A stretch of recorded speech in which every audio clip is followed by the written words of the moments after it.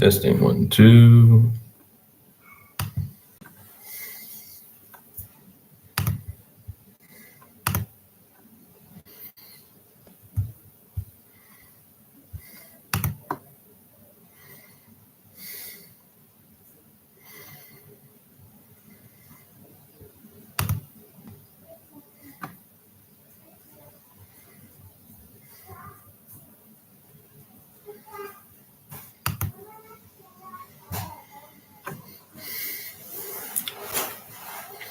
Okay, we're gonna Shmuel.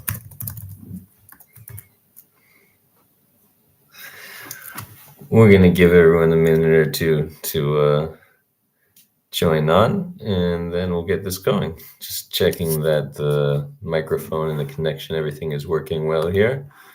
Let's see. Looks good. Great. Okay, 2-3 minutes, and we will start the class. Very much looking forward.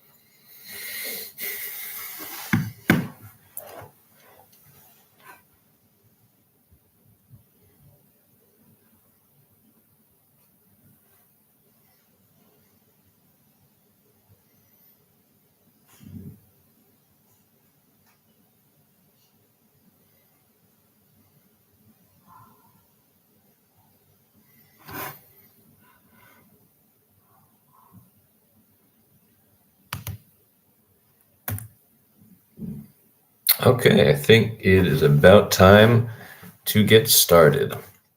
Welcome, everybody. Thank you so much for signing in this evening. We're doing something a little bit special today because my mom and my sister are visiting, so we are away from Sfat, but I think it's a great opportunity to go back and cover some of the basics, which is looking at what the Mishkan looked like. So today will be a little bit of a shorter class, and the main part will be going on something like a virtual tour of the Mishkan. So buckle up, and here we go. So for today's class, we'll do a short review of the concepts that we went over last week.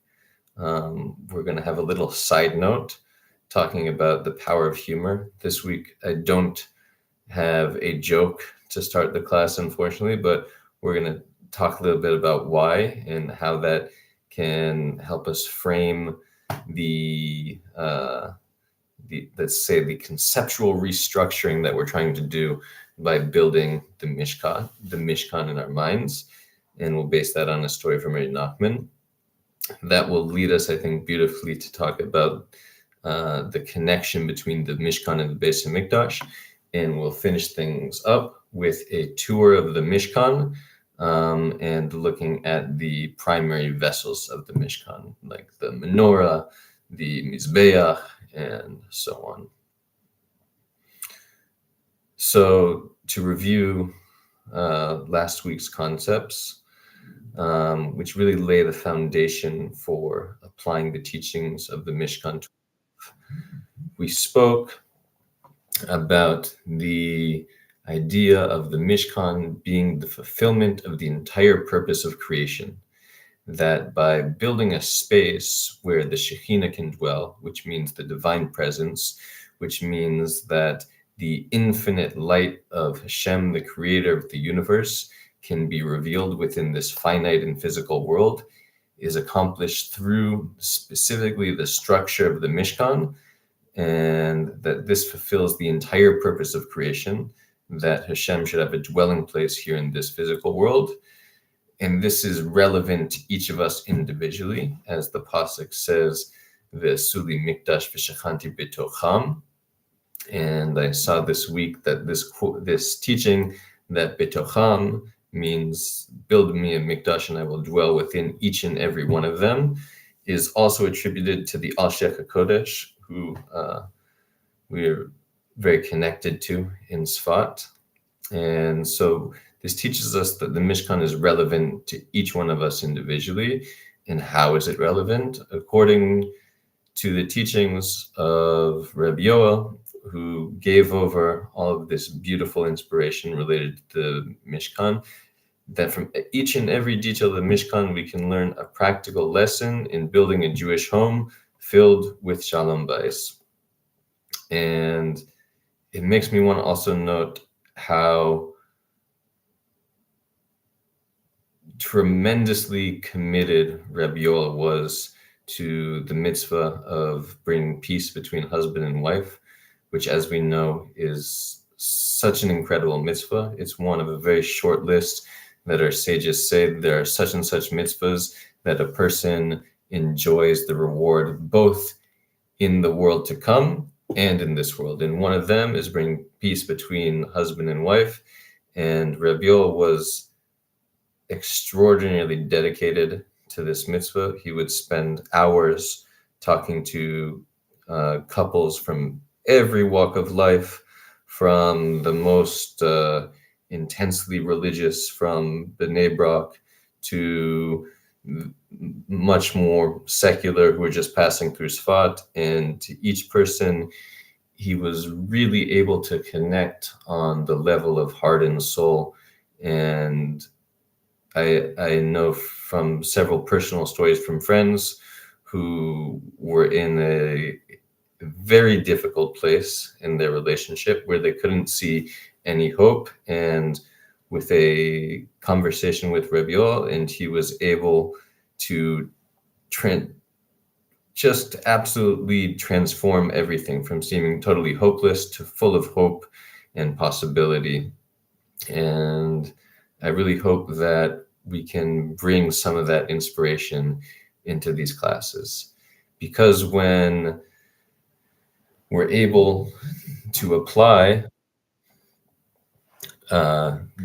the model of the Mishkan to our lives, as we learned in the previous class, this transforms our life and transforms our home to be a place where the Shechina can dwell.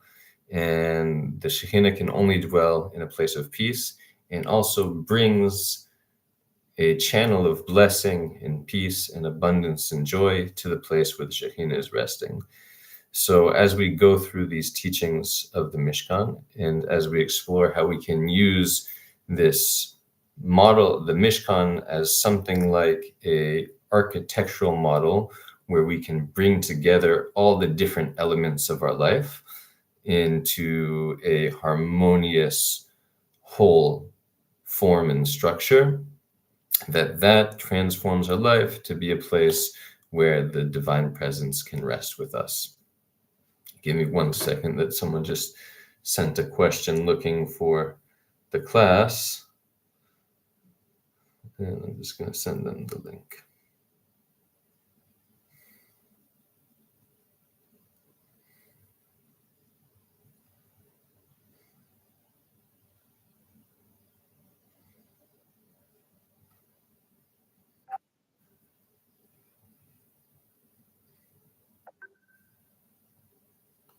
Okay.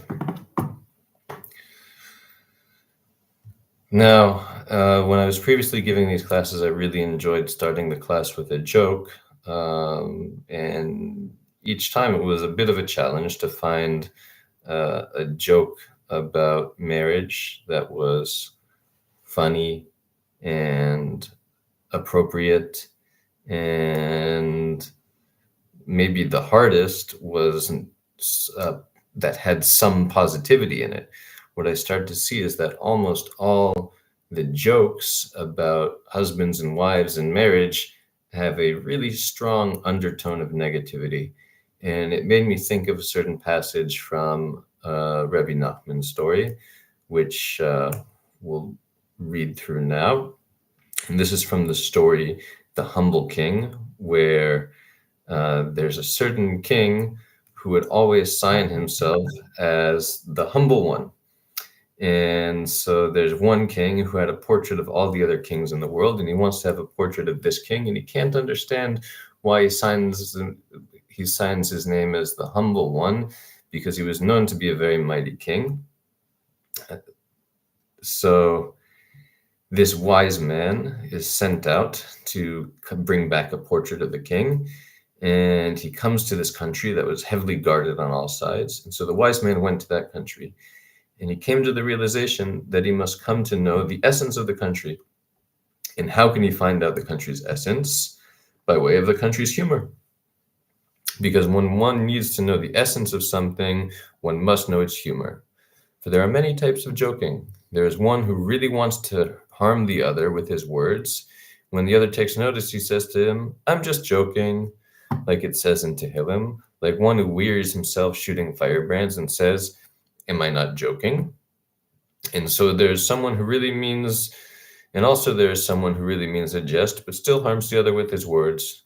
Thus, there are several kinds of jesting. Now, among all the countries, there's a country that includes all the countries. And in that country, there's a city that includes all the cities of that whole country that includes all the countries. And in the city is a house that includes all the houses of the entire city, that embodies all the cities of the country, that includes all the country. And there in the house is a person who includes the entire house, so on. And there is someone who makes up all the jokes and humor of the entire country. Adkan. And this is the little selection of the story from Rabbi Nachman.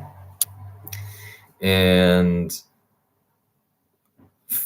first of all, I think we can see the reference in this story to the concept of Eretz Yisrael, the land of Israel, and Yerushalayim, Jerusalem, and the Beis Mikdash, the Holy Temple, and the Kohen Gadol, who is the person who includes all the people, and the house is the Beis Mikdash that includes all the houses, and the city is Jerusalem that includes all the cities, and the country is the land of Israel that includes all the lands of the world. And it's very interesting that Rabbi Nachman connects this to the concept of humor. And the idea is that from knowing the humor of something, we can understand the essence of that thing.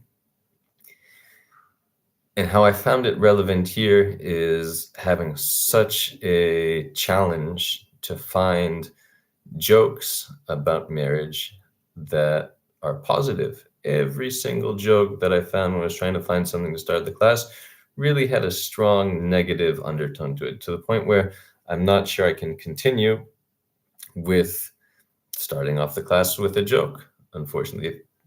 Side note, if you find a great joke, please send it to me and I'll be happy to include it. But I think from this, there's a really important lesson about how the world is leading us in a falsehood that creates a big challenge to come to the truth of what it is a Jewish home and the relationship between husband and wife.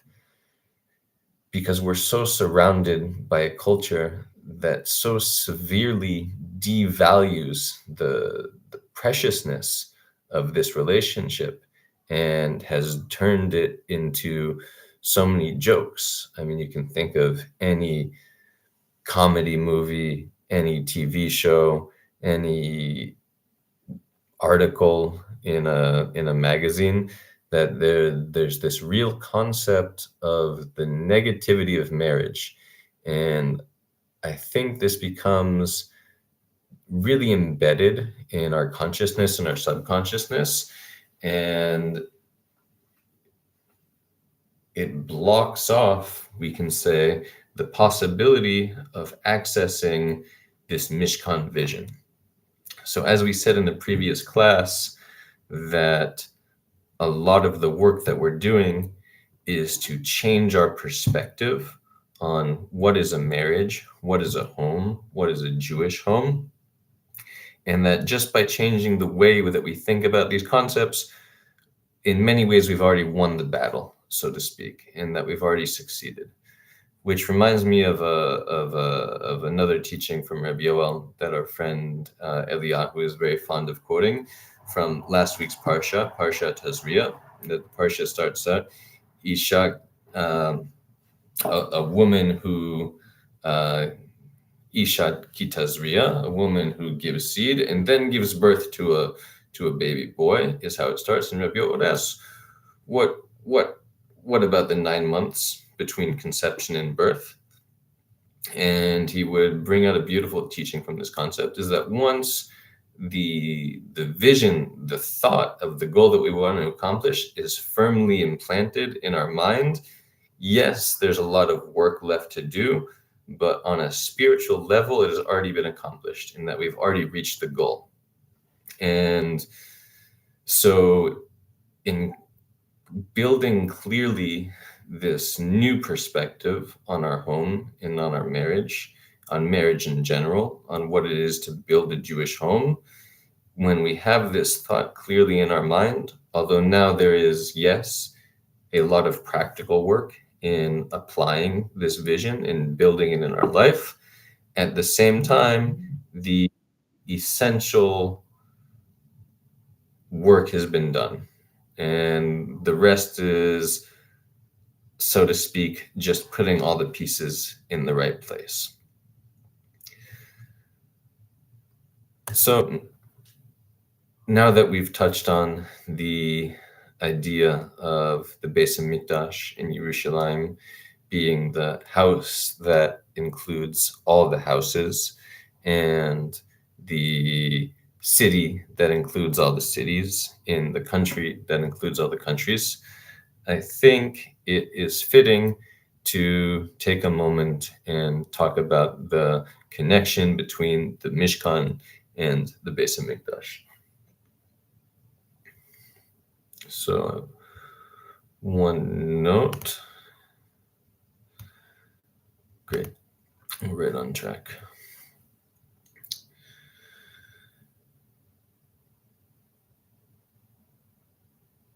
So when the Jewish people received the Torah on Har Sinai, there's a concept that Hashem's intention was to then bring them directly into the land of Israel and have them immediately build the Beis Mikdash in Yerushalayim. However, because, according to this perspective, because the children of Israel stumbled with the Chet Egel, the sin of the golden calf, so it was no longer possible for them to go directly into the land of Israel. And so Hashem, in his infinite wisdom and mercy, gave to them the commandment to build the Mishkan, which was given again on Yom Kippur, after Moshe Rabbeinu had gone back up to Har Sinai to plead for the children of Israel for forgiveness. And when he finally attained complete forgiveness from Hashem, and Hashem gives over to him the commandment to build the Mishkan. And what this gives to our people is the possibility to access the holiness of the Beis Mikdash, even while they're traveling in the desert. And a beautiful teaching from Rabbi Yoel that I saw reflected in Likutei Halachot is that the very earth on the ground of the enclosure of the Mishkan was elevated to have the Kedusha of Eretz Yisrael. And I saw Reb Nassim expand on this concept in the Likutei Halachot, that we know that the earth, like the mud and dirt of the world outside of the land of Israel, actually has tuma, has the quality of ritual impurity, while the earth of the land of Israel is pure. And the power of the Mishkan was that it elevated the dust on the ground, the dirt, to be the holiness of the land of Israel, which I think that's something really powerful. And so for 40 years, the children of Israel would travel through the desert, and at each of the 40 so they had 42 stops in the desert, and I will have to look in the parsha of where they list all the travels to see how many come after Har Sinai. I think most of them, if I'm not mistaken. But at each stop, they would build the Mishkan again until they came into the land of Israel, where for another approximately 400 years, the Mishkan stood in Shiloh, and I believe also Gilgal, and I'm going to get the exact locations and make them in the notes until David HaMelech purchased the land for the Beis HaMikdash in Yerushalayim, and his son Shlomo HaMelech built the Beis HaMikdash. And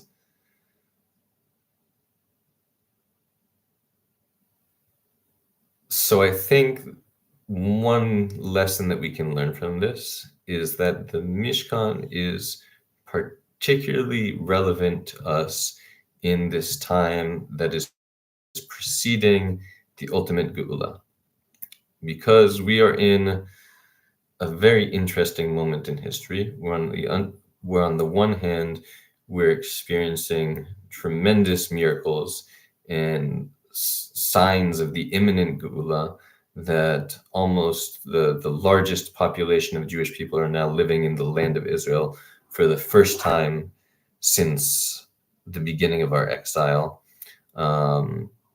We see the incredible miracles of even this past year, where 30,000 something rockets were fired into Israel from every side, and the number of injuries were incredibly minor compared to that.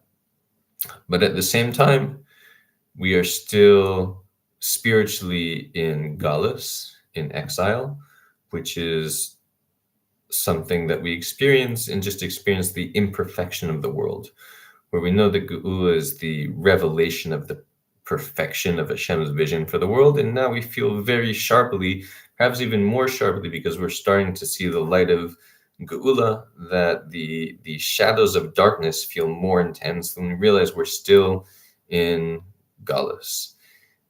And so just like Hashem gave to Am Yisrael in the desert the vessel of the Mishkan, that they would always be able to tap into this light and holiness of the Beis HaMikdash, we can use this same structure as we're going on our own, both personal and family and national journey towards the ultimate Geula, that we can still connect while we're on this journey, that we can still build a Mishkan. And on the level of home, in my understanding, when we come to the ultimate Geula, that each family is going to have its nachala, like inheritance land within the land of Israel, that everyone is going to have their like fixed place in the land of Israel.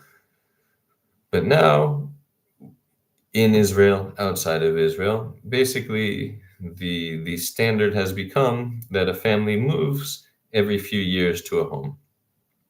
So that the concept of building a home is less related to the physical structure of the house, but is more related to the spiritual and relationships that are expressed within the walls of that house. And the Mishkan structure, the Mishkan vision, gives us a tool that wherever we are, whether we just moved into a new apartment, to a new state, to a new city, to that, because the structure of our family's Mishkan in our relationships is not fixed to this space, but is this spiritual architecture, if you will, that in every stopping place we can rebuild, like the Am Yisrael traveling through the desert, in each stop rebuilding the Mishkan. And so this is, I think it's a very powerful concept. And it goes back to this idea that we often have a learned narrative that we tell ourselves, that if I lived in such and such a place, if my house was like this, if my job was like this, if, then I could be happy, and then things would be good. And the Mishkan, again, is coming to tell us that we have absolutely everything we need right now to build the Mishkan, and it's only a matter of putting it into the right place. And that is something that is accessible in every moment and in every place that we find ourselves. And in the words of Reb Nassan in the Likutei Halachot, that the Mishkan was established in the desert, which was specifically a place of snakes and scorpions, a place of intense spiritual darkness. But through just this structure that Hashem gave over to Moshe Rabbeinu on Har Sinai, they were able to take the physical materials and create in that place of snakes and scorpions and darkness, they were able to bring the light of Yerushalayim in the Beis Mikdash.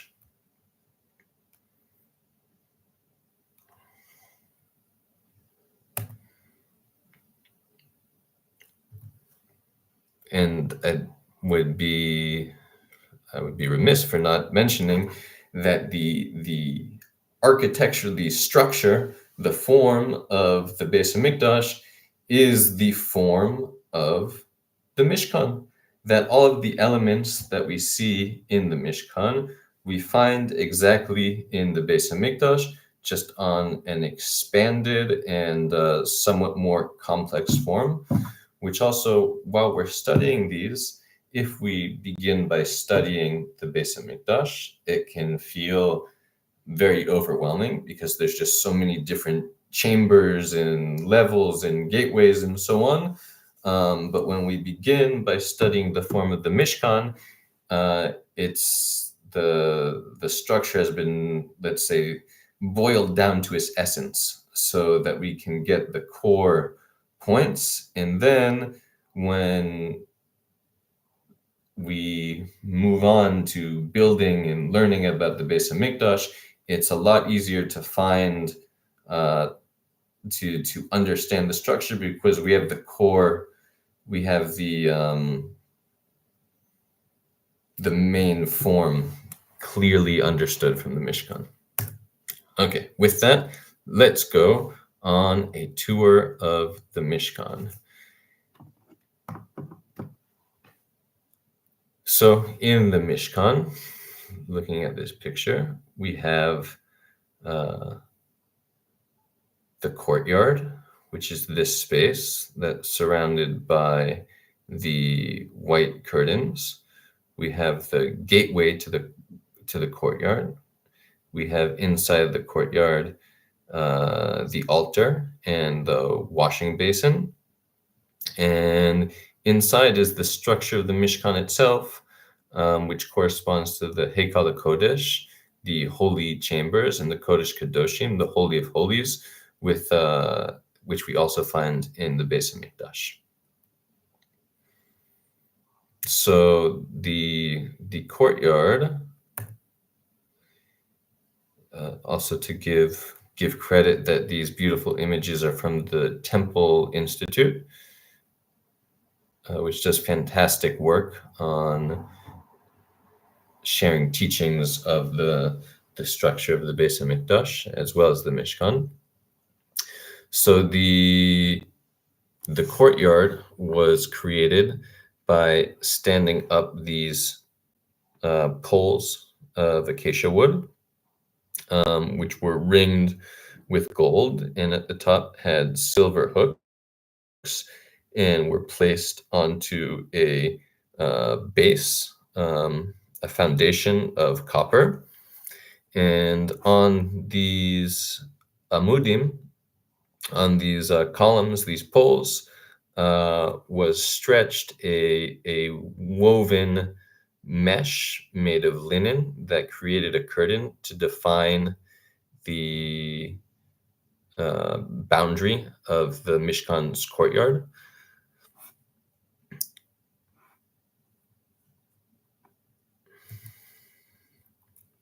And inside the courtyard was the copper altar on which the Kohanim would bring the korbanot, the animal sacrifices that were burnt on the copper altar.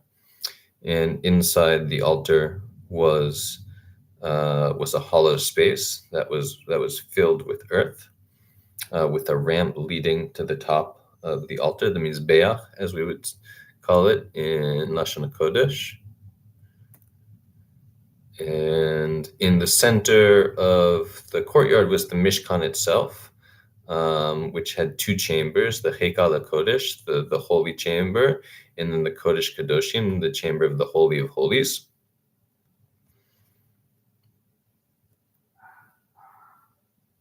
And this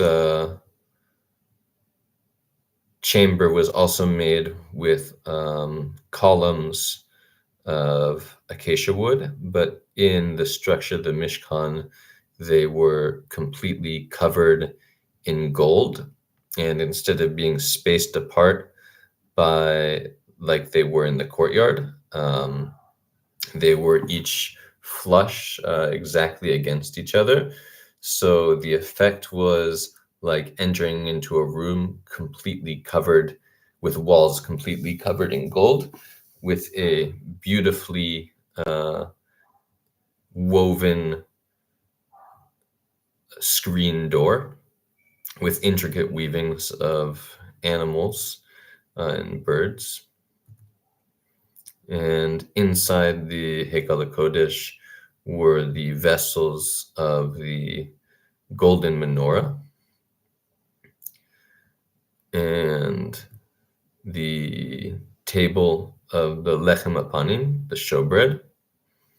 Here we can see there's a map of the Beis Hamikdash where you have, which is exactly as we said, it's the same format, it's the same layout of the Mishkan, and we have the golden menorah, we have the table, the shulchan of the lechem panim, and we have the inner mizbeach, the golden mizbeach, the incense altar.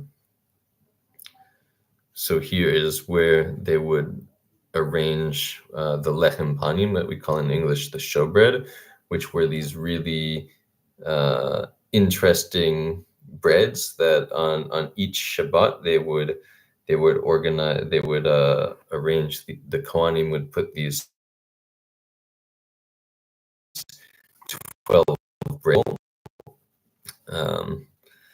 and that there's a concept that this was the source of shefa for the entire nation and the entire world. That bread is representing wealth and parnasa, and through the arranging these breads on the table, that the Kohanim would be drawing the blessing of abundance to all of Am Yisrael, all as well as the entire world.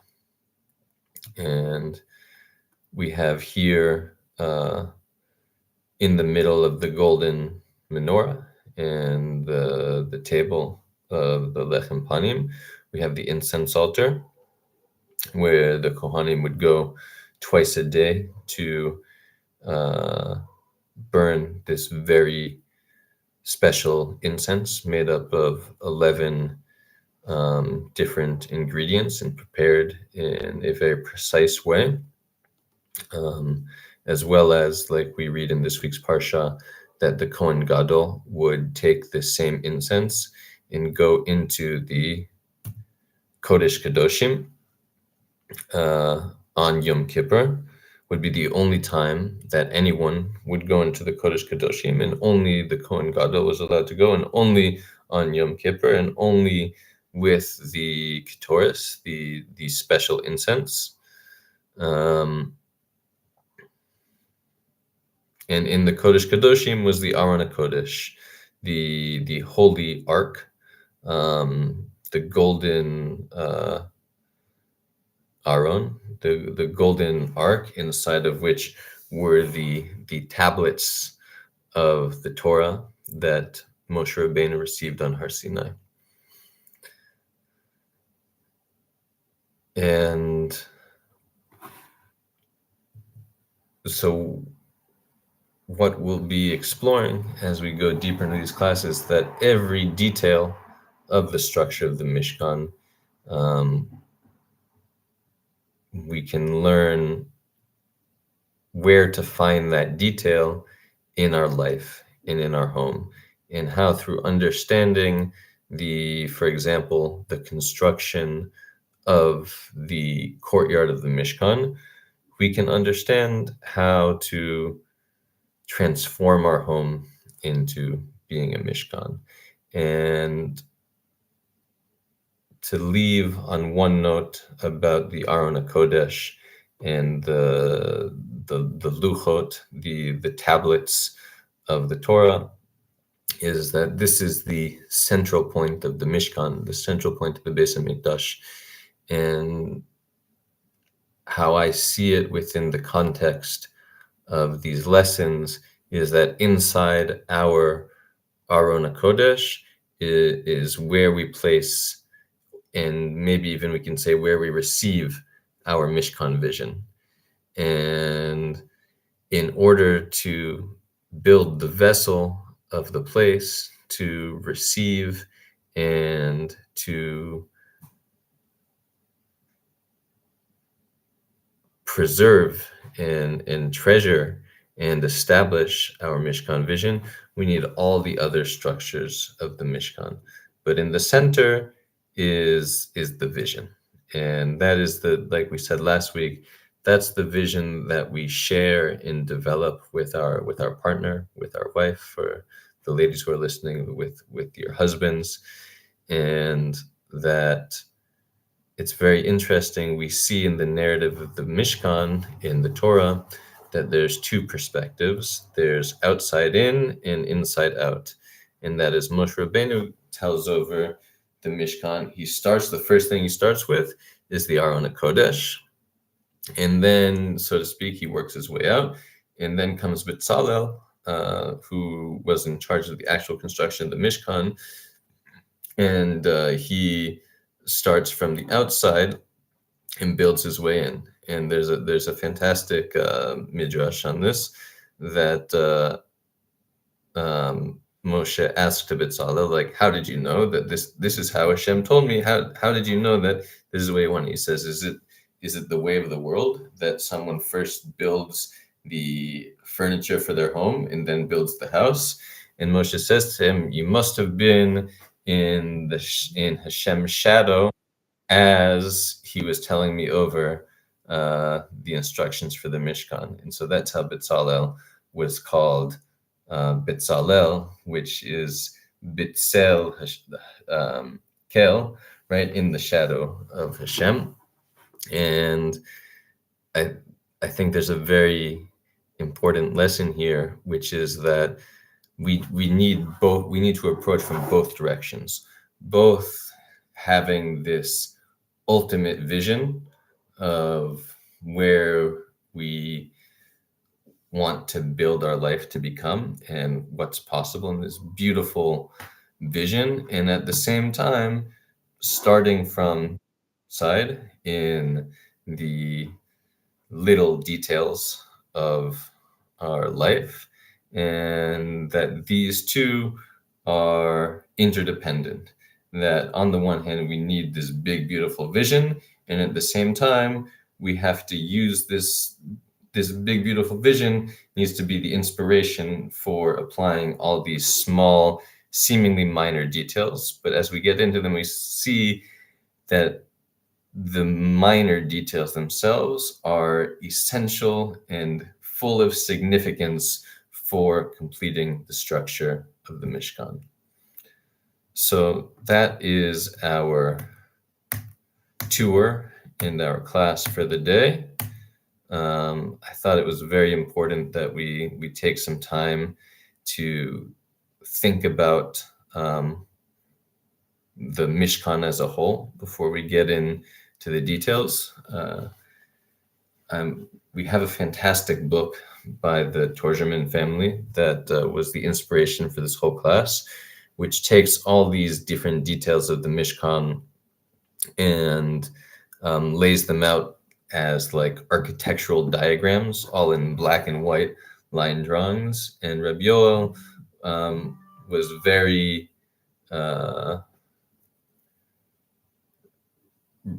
really saw this as the ideal way to study the Mishkan, because it's so important also to use our imagination. While it's fantastic that we have these beautiful color images and paintings from the Temple Institute, and I think they're really helpful for just getting started, at the same time, we have to keep in mind that the reality of this structure was so far beyond what's captured in these pictures.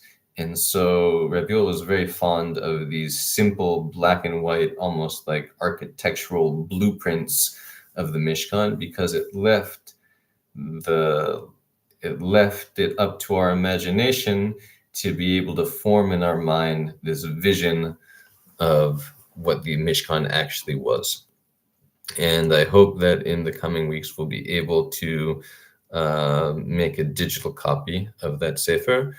And we'll be able to use more of those diagrams in our classes. For this week, I wasn't able to physically get the book. And I also think it is important to have some of these beautiful and colorful visions, but I want to leave off that we don't allow these images to limit our conception of the Mishkan, that whatever we see here is just to point our minds in the direction of the completeness and beauty of the structure.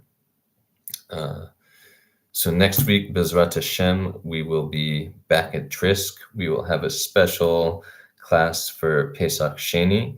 And in the meantime, our homework is to continue with the questions from last week and to begin to reflect on how these different details and vessels of the Mishkan that we explored in this class, how we can start to draw our own connections from, okay, how is this, where do I find the concept of the menorah in my life? Where do I find the concept of the mizbeach, the altar, and so on?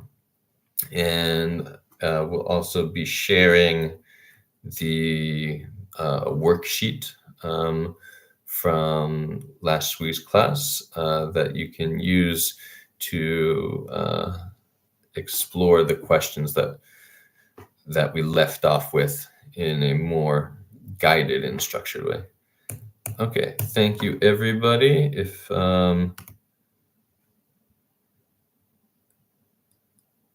If you have any questions, feel free to send me a message, and have a beautiful evening. Thank you so much for joining.